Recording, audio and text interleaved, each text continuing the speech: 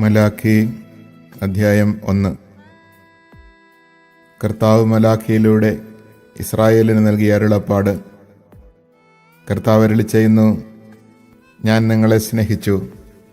എന്നാൽ നിങ്ങൾ ചോദിക്കുന്നു, എങ്ങനെയാണ് അങ്ങ് ഞങ്ങളെ സ്നേഹിച്ചത്? കർത്താവ് അരുളിച്ചെയ്യുന്നു, ഏസാവ് യാക്കോബിൻ്റെ സഹോദരനല്ലേ? എന്നിട്ടും ഞാൻ യാക്കോബിനെ സ്നേഹിക്കുകയും ഏസാവിനെ വെറുക്കുകയും ചെയ്തു. ഞാൻ അവൻ്റെ മലമ്പ്രദേശം ശൂന്യമാക്കി അവൻ്റെ അവകാശത്തെ മരുഭൂമിയിലെ കുറുനരികൾക്ക് വിട്ടുകൊടുത്തു. ഞങ്ങൾ തകർക്കപ്പെട്ടു, എന്നാൽ ഞങ്ങളുടെ നഷ്ടശിഷ്ടങ്ങൾ ഞങ്ങൾ പുനരുദ്ധരിക്കും എന്ന് ഏദോം പറഞ്ഞാൽ, സൈന്യങ്ങളുടെ കർത്താവ് അരുളിച്ചെയ്യുന്നു, അവർ പണിയട്ടെ. ദുഷ്ടജനമെന്നും കർത്താവിൻ്റെ കോപം എന്നേക്കും വഹിക്കുന്ന ജനപദമെന്നും അവർ വിളിക്കപ്പെടുന്നതുവരെ ഞാനത് ഇടിച്ചു തകർക്കും.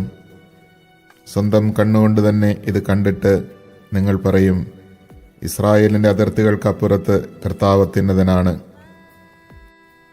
പുത്രൻ പിതാവിനെയും ദാസൻ യജമാനനെയും ബഹുമാനിക്കുന്നു. എൻ്റെ നാമത്തെ നിന്ദിക്കുന്ന പുരോഹിതന്മാരെ, സൈന്യങ്ങളുടെ കർത്താവായി ഞാൻ നിങ്ങളോട് ചോദിക്കുന്നു, ഞാൻ പിതാവാണെങ്കിൽ എനിക്കുള്ള ബഹുമാനം എവിടെ? ഞാൻ യജമാനനാണെങ്കിൽ എന്നോടുള്ള ഭയം എവിടെ? എങ്ങനെയാണ് അങ്ങയുടെ നാമത്തെ ഞങ്ങൾ നിന്ദിച്ചതെന്ന് നിങ്ങൾ ചോദിക്കുന്നു. മലിനമായ ഭക്ഷണം നിങ്ങൾ എൻ്റെ ബലിപീഠത്തിൽ അർപ്പിച്ചു. എങ്ങനെയാണ് ഞങ്ങളത് മലിനമാക്കിയത് എന്ന് നിങ്ങൾ ചോദിക്കുന്നു. കർത്താവിൻ്റെ ബലിപീഠത്തെ നിസ്സാരമെന്ന് നിങ്ങൾ കരുതി. കാഴ്ചയില്ലാത്ത മൃഗങ്ങളെ നിങ്ങൾ ബലിയർപ്പിച്ചാൽ അത് തിന്മയല്ലേ? മുടന്തുള്ളതിനെയും രോഗം ബാധിച്ചതിനെയും അർപ്പിച്ചാൽ അത് തിന്മയല്ലേ? അത് നിങ്ങളുടെ ഭരണാധികാരിക്ക് കാഴ്ചവെച്ചാൽ അവൻ സന്തുഷ്ടനാവുകയോ നിങ്ങളോട് പ്രീതി കാണിക്കുകയോ ചെയ്യുമോ? സൈന്യങ്ങളുടെ കർത്താവ് അരുളിച്ചെയ്യുന്നു, കർത്താവിൻ്റെ പ്രീതി ലഭിക്കാൻ നിങ്ങൾ കാരുണ്യം യാചിക്കുന്നു. ഇത്തരം കാഴ്ച അർപ്പിച്ചാൽ നിങ്ങളിൽ ആരോടെങ്കിലും കർത്താവ് കൃപ കാണിക്കുമോ? സൈന്യങ്ങളുടെ കർത്താവ് അരുളിച്ചെയ്യുന്നു, നിങ്ങൾ എൻ്റെ ബലിപീഠത്തിൽ വ്യർത്ഥമായി തീ കത്തിക്കാതിരിക്കാൻ നിങ്ങളിൽ ആരെങ്കിലും വാതിലടച്ചിരുന്നെങ്കിൽ. നിങ്ങളിൽ എനിക്ക് പ്രീതിയില്ല. നിങ്ങളുടെ കരങ്ങളിൽ നിന്ന് ഞാനൊരു കാഴ്ചയും സ്വീകരിക്കുകയില്ല. സൈന്യങ്ങളുടെ കർത്താവ് അരുളിച്ചെയ്യുന്നു, സൂര്യോദയം മുതൽ അസ്തമയം വരെ എൻ്റെ നാമം ജനതകളുടെ ഇടയിൽ മഹത്വപൂർണമാണ്. എല്ലായിടത്തും എൻ്റെ നാമത്തിന് ധൂപവും ശുദ്ധമായ കാഴ്ചയും അർപ്പിക്കപ്പെടുന്നു. എന്തെന്നാൽ ജനതകളുടെ ഇടയിൽ എൻ്റെ നാമം ഉന്നതമാണ്. സൈന്യങ്ങളുടെ കർത്താവ് അരുളിച്ചെയ്യുന്നു, കർത്താവിൻ്റെ ബലിപീഠത്തെ നിന്ദിക്കാം, നിന്ദ്യമായ ഭോജനം അതിലർപ്പിക്കാമെന്ന് കരുതുമ്പോൾ നിങ്ങൾ അതിനെ മലിനമാക്കുന്നു. സൈന്യങ്ങളുടെ കർത്താവ് അരുളിച്ചെയ്യുന്നു, ഞങ്ങൾ മടുത്തു എന്ന് പറഞ്ഞ് നിങ്ങൾ എനിക്കെതിരെ ചീറുന്നു. അക്രമം കൊണ്ട് പിടിച്ചെടുത്തതിനെയും മുടന്തുള്ളതിനെയും രോഗം ബാധിച്ചതിനെയും നിങ്ങൾ കാഴ്ചയായി അർപ്പിക്കുന്നു. നിങ്ങളുടെ കൈകളിൽ നിന്ന് ഞാനത് സ്വീകരിക്കണമോ? കർത്താവ് ചോദിക്കുന്നു. തൻ്റെ ആട്ടിൻകൂട്ടത്തിൽ മുട്ടാടുണ്ടായിരിക്കുകയും അതിനെ നേരുകയും ചെയ്തിട്ട് ഊനമുള്ളതിനെ കർത്താവിന് ബലിയർപ്പിക്കുന്ന വഞ്ചകന് ശാപം. സൈന്യങ്ങളുടെ കർത്താവ് അരുളിച്ചെയ്യുന്നു, ഞാൻ ഉന്നതനായ രാജാവാണ്. ജനതകൾ എൻ്റെ നാമം ഭയപ്പെടുന്നു.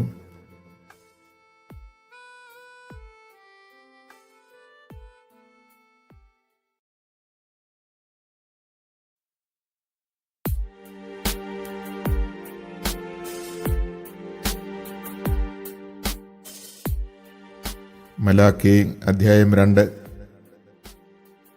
പുരോഹിതന്മാരെ, ഇതാ ഈ കൽപ്പന നിങ്ങൾക്ക് വേണ്ടിയാണ്. കർത്താവ് അരുളിച്ചെയ്യുന്നു, നിങ്ങൾ ശ്രദ്ധിക്കാതിരിക്കുകയും എൻ്റെ നാമത്തിന് മഹത്വം നൽകാൻ മനസ്സ് വയ്ക്കാതിരിക്കുകയും ചെയ്താൽ ഞാൻ നിങ്ങളുടെ മേൽ ശാപമയക്കും. നിങ്ങളുടെ അനുഗ്രഹങ്ങളെ ഞാൻ ശാപമാക്കും. നിങ്ങൾ മനസ്സ് വയ്ക്കാഞ്ഞതിനാൽ ഞാൻ ശപിച്ചു കഴിഞ്ഞു. ഞാൻ നിങ്ങളുടെ സന്തതികളെ ശാസിക്കും. നിങ്ങളുടെ ബലിമൃഗങ്ങളുടെ ചാണകം നിങ്ങളുടെ മുഖത്ത് തേക്കും. എൻ്റെ സന്നദ്ധിയിൽ നിന്ന് നിങ്ങളെ ഞാൻ നിഷ്കാസനം ചെയ്യും.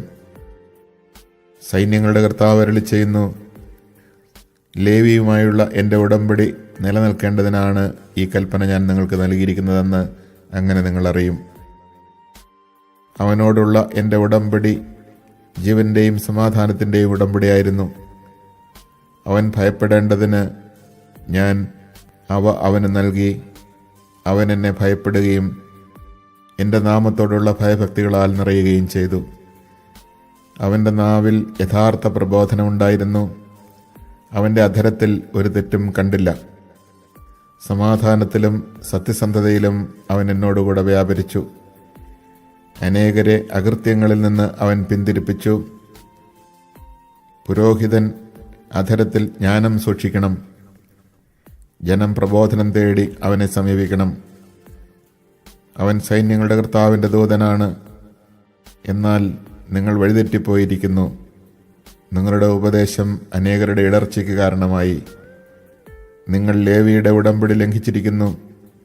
സൈന്യങ്ങളുടെ കർത്താവ് അരുളി ചെയ്യുന്നു, നിങ്ങൾ എൻ്റെ മാർഗങ്ങൾ അനുവർത്തിക്കാതെ പ്രബോധനം നൽകുമ്പോൾ എത്രമാത്രം പക്ഷപാതം കാണിച്ചുവോ അത്രമാത്രം ഞാൻ നിങ്ങളെ ജനം മുഴുവൻ്റെയും മുമ്പിൽ നിന്ദിതരും നികൃഷ്ടരുമാക്കും.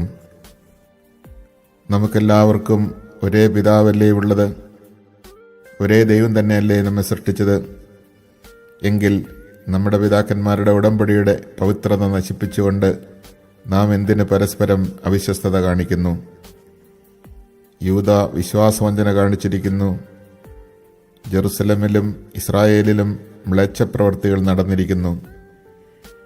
കർത്താവിന് പ്രിയപ്പെട്ട വിശുദ്ധ മന്ദിരത്തെ യൂദ അശുദ്ധമാക്കി. അന്യദേവന്റെ പുത്രിയെ വിവാഹം ചെയ്തിരിക്കുന്നു. ഇങ്ങനെ ചെയ്യുന്നവന് വേണ്ടി സാക്ഷി നിൽക്കുകയോ സൈന്യങ്ങളുടെ കർത്താവിന് കാഴ്ച അർപ്പിക്കുകയോ ചെയ്യുന്നവനെ യാക്കോബിന്റെ കൂടാരത്തിൽ നിന്ന് കർത്താവ് വിച്ഛേദിക്കട്ടെ. നിങ്ങൾ ഇതും ചെയ്യുന്നു. അവിടുന്ന് നിങ്ങളുടെ കാഴ്ചകളെ പരിഗണിക്കുകയോ അതിൽ പ്രസാദിക്കുകയോ ചെയ്യാത്തതിനാൽ നിങ്ങൾ തേങ്ങിക്കരഞ്ഞ് കർത്താവിൻ്റെ ബലിപീഠം കണ്ണീരുകൊണ്ട് മൂടുന്നു. എന്തുകൊണ്ട് അവിടുന്ന് ഇത് സ്വീകരിക്കുന്നില്ല എന്ന് നിങ്ങൾ ചോദിക്കുന്നു. ഉടമ്പടി അനുസരിച്ച് നിന്റെ ഭാര്യയും സഖിയുമായിരുന്നിട്ടും നീ അവിശ്വസ്തത കാണിച്ച നിന്റെ യൗവനത്തിലെ ഭാര്യയും നീയും തമ്മിലുള്ള ഉടമ്പടിക്ക് കർത്താവ് സാക്ഷിയായിരുന്നു എന്നതുകൊണ്ട് തന്നെ. ഏക ശരീരവും ഏകാത്മാവുമായിട്ടല്ലേ ദൈവം നിങ്ങളെ സൃഷ്ടിച്ചത്? ദൈവഭക്തരായ സന്തതികളെ അല്ലാതെ എന്താണ് ദൈവം ആഗ്രഹിക്കുന്നത്? അതുകൊണ്ട് യൗവനത്തിലെ ഭാര്യയോട് അവിശ്വസ്തത കാണിക്കാതിരിക്കാൻ ശ്രദ്ധിക്കുവിൻ. ഇസ്രായേലിൻ്റെ ദൈവമായ കർത്താവ് അരുളി ചെയ്യുന്നു, വിവാഹമോചനത്തെ ഞാൻ വെറുക്കുന്നു. ഒരുവൻ തൻ്റെ വസ്ത്രം അക്രമം കൊണ്ട് പൊതിയുന്നതിനെയും ഞാൻ വെറുക്കുന്നു. അതുകൊണ്ട് നിങ്ങൾ ശ്രദ്ധയോടെ വ്യാപരിക്കുക, അവിശ്വസ്തത കാണിക്കരുത്. വാക്കുകൾ കൊണ്ട് നിങ്ങൾ കർത്താവിന് മടുപ്പ് വരുത്തിയിരിക്കുന്നു.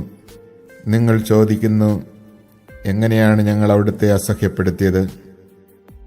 തിന്മ പ്രവർത്തിക്കുന്ന ഏവനും കർത്താവിന് മുമ്പിൽ നല്ലവനാണ്. അവിടുന്ന് അവനിൽ പ്രസാദിക്കുന്നുവെന്ന് പറയുകയും നീതിയുടെ ദൈവം എവിടെയെന്ന് ചോദിക്കുകയും ചെയ്തുകൊണ്ട്.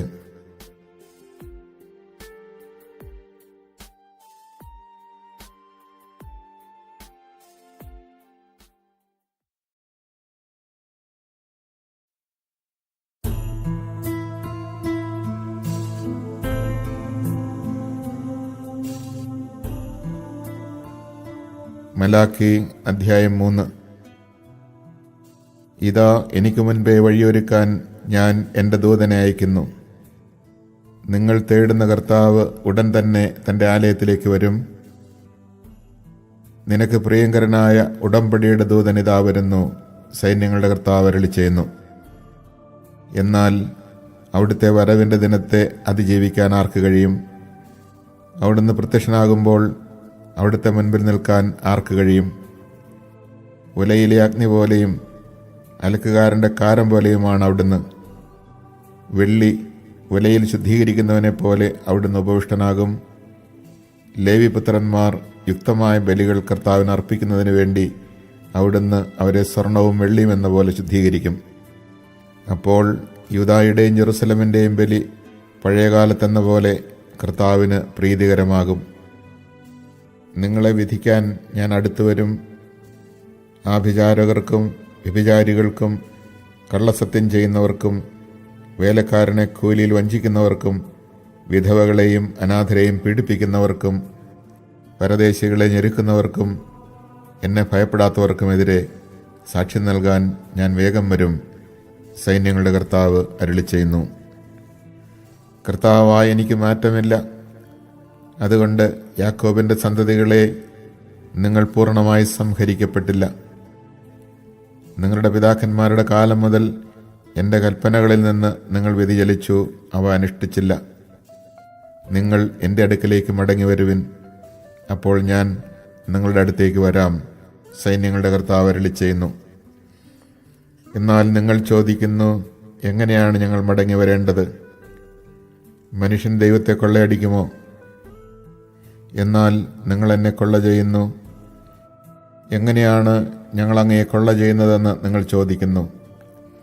ദശാംശങ്ങളിലും കാഴ്ചകളിലും തന്നെ.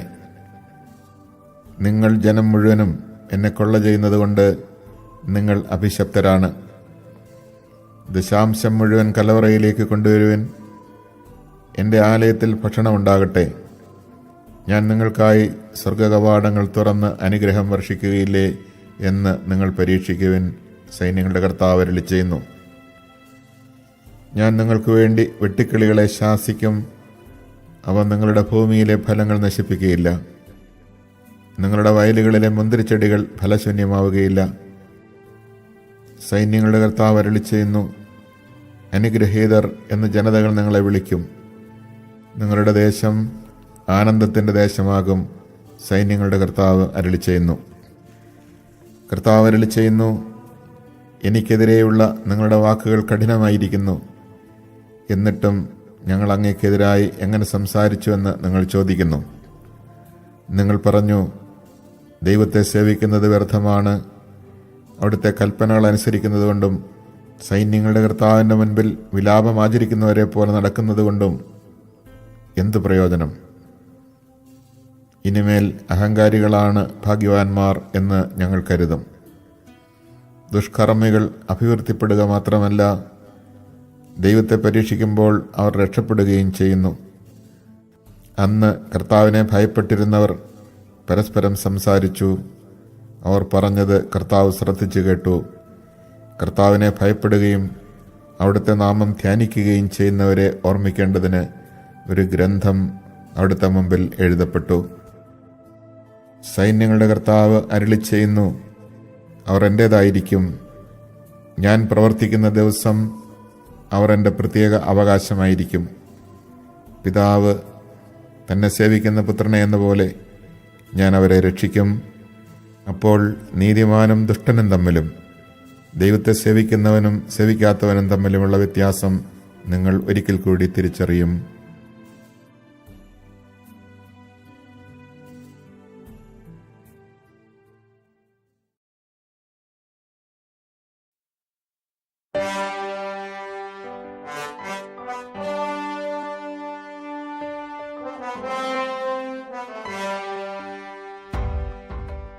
മലാക്കി അധ്യായം 4.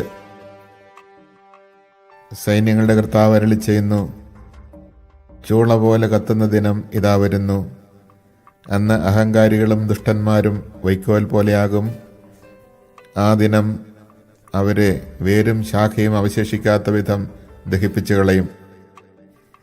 എന്നാൽ എൻ്റെ നാമത്തെ ഭയപ്പെടുന്ന നിങ്ങൾക്ക് വേണ്ടി നീതിസൂര്യൻ ഉദിക്കും. അതിൻ്റെ ചിറകുകളിൽ സൗഖ്യമുണ്ട്. തൊഴുത്തിൽ നിന്ന് വരുന്ന പശുക്കുട്ടി എന്ന പോലെ നിങ്ങൾ തുള്ളിച്ചാടും. സൈന്യങ്ങളുടെ കർത്താവ് അരുളിച്ചെയ്യുന്നു. ഞാൻ പ്രവർത്തിക്കുന്ന ദിവസം ദുഷ്ടന്മാരെ നിങ്ങൾ ചവിട്ടിത്താഴ്ത്തും. അവർ നിങ്ങളുടെ കാൽ കീഴിൽ ചാരം പോലെ ആയിരിക്കും.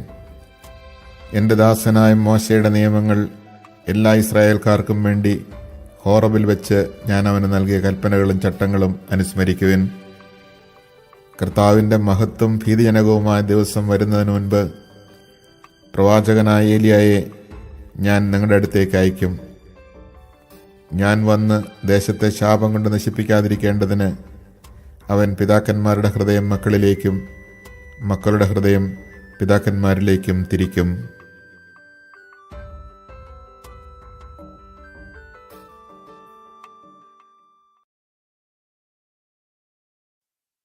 The book of Malachi, chapter 1. An oracle, the word of the Lord to Israel through Malachi.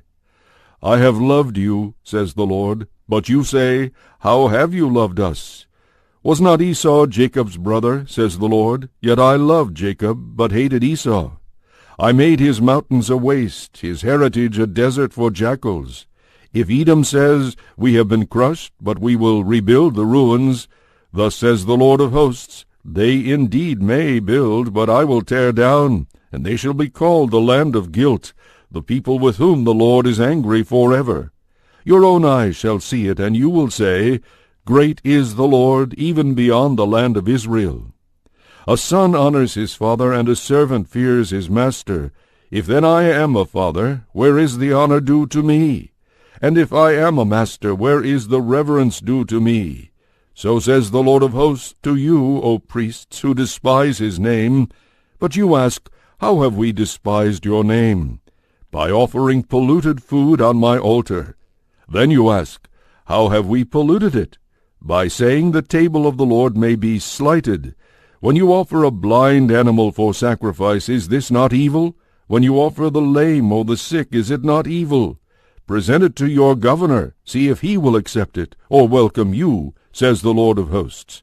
So now if you implore God for mercy on us, when you have done the like, will he welcome any of you, says the Lord of hosts?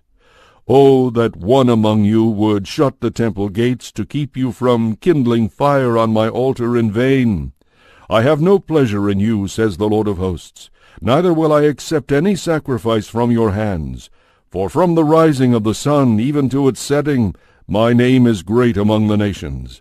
And everywhere they bring sacrifice to my name, and a pure offering. For great is my name among the nations, says the Lord of hosts. But you behave profanely toward me by thinking the Lord's table and its offering may be polluted, and its food slighted. You also say, What a burden! And you scorn it, says the Lord of hosts. You bring in what you seize, or the lame, or the sick. Yes, you bring it as a sacrifice. Shall I accept it from your hand, says the Lord? Cursed is the deceiver who has in his flock a male, but under his vows sacrifices to the Lord a gelding. For a great king am I, says the Lord of hosts, and my name will be feared among the nations.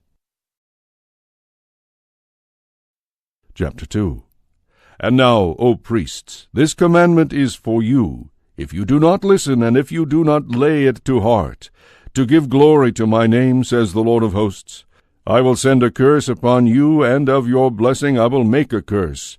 Yes, I have already cursed it, because you do not lay it to heart. Lo, I will deprive you of the shoulder, and I will strew dung in your faces, the dung of your feasts, and you will be carried off with it. Then you will know that I sent you this commandment, because I have a covenant with Levi, says the Lord of hosts. My covenant with him was one of life and peace. Fear I put in him, and he feared me, and stood in awe of my name. True doctrine was in his mouth, and no dishonesty was found upon his lips. He walked with me in integrity and uprightness, and turned many away from evil. For the lips of the priest are to keep knowledge, and instruction is to be sought from his mouth, because he is the messenger of the Lord of hosts. But you have turned aside from the way, and have caused many to falter by your instruction. You have made void the covenant of Levi, says the Lord of hosts. I therefore have made you contemptible and base before all the people, since you do not keep my ways, but show partiality in your decisions. Have we not all the one Father? Has not the one God created us? Why then do we break faith with each other, violating the covenant of our fathers? Judah has broken faith. An abominable thing has been done in Israel and in Jerusalem. Judah has profaned the temple which the Lord loves, and has married an idolatrous woman. May the Lord cut off from the man who does this both witness and advocate out of the tents of Jacob, and anyone to offer sacrifice to the Lord of hosts. This also you do. The altar of the Lord you cover with tears, weeping and groaning, because he no longer regards your sacrifice nor accepts it favorably from your hand. And you say, Why is it? because the Lord is witness between you and the wife of your youth, with whom you have broken faith, though she is your companion, your betrothed wife. Did he not make one being with flesh and spirit? And what does that one require but godly offspring? You must then safeguard life that is your own, and not break faith with the wife of your youth. For I hate divorce, says the Lord, the God of Israel, and covering one's garment with injustice, says the Lord of hosts. You must then safeguard life that is your own, and not break faith. You have wearied the Lord with your words, yet you say, How have we wearied him?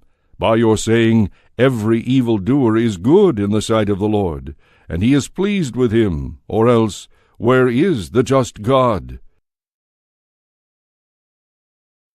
Chapter 3. Lo, I am sending my messenger to prepare the way before me, and suddenly there will come to the temple the Lord, whom you seek, and the messenger of the covenant whom you desire.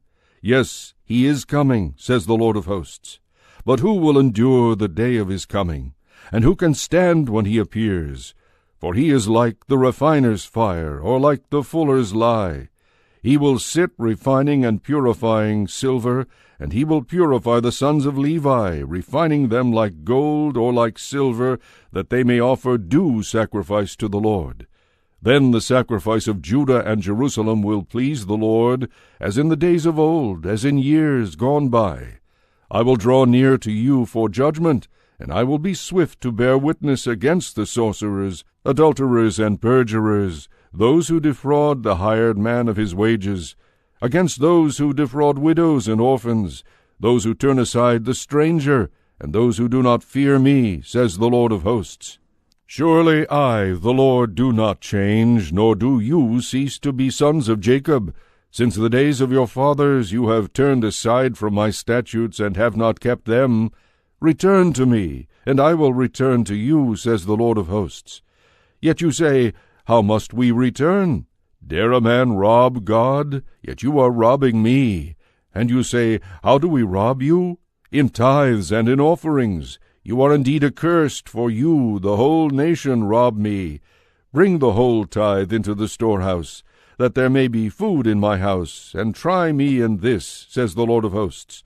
Shall I not open for you the floodgates of heaven, to pour down blessing upon you without measure? For your sake I will forbid the locust to destroy your crops, and the vine in the field will not be barren, says the Lord of hosts. Then all nations will call you blessed, for you will be a delightful land, says the Lord of hosts.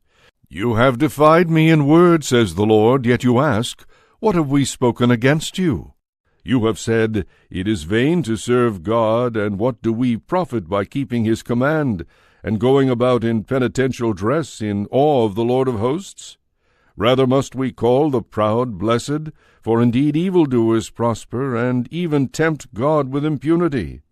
Then they who fear the Lord spoke with one another, and the Lord listened attentively. And a record book was written before him of those who fear the Lord and trust in his name. And they shall be mine, says the Lord of hosts, my own special possession on the day I take action. And I will have compassion on them, as a man has compassion on his son who serves him. Then you will again see the distinction between the just and the wicked, between him who serves God and him who does not serve him. For lo, the day is coming, blazing like an oven, when all the proud and all evildoers will be stubble, and the day that is coming will set them on fire, leaving them neither root nor branch, says the Lord of hosts. But for you who fear my name, there will arise the Sun of Justice with its healing rays, and you will gambol like calves out of the stall, and tread down the wicked. They will become ashes under the soles of your feet. On the day I take action, says the Lord of hosts. Remember the law of Moses my servant, which I enjoined upon him on Horeb, the statutes and ordinances for all Israel. Lo, I will send you Elijah the prophet before the day of the Lord comes, the great and terrible day, to turn the hearts of the fathers to their children, and the hearts of the children to their fathers, lest I come and strike the land with doom. Lo, I will send you Elijah the prophet before the day of the Lord comes, the great and terrible day,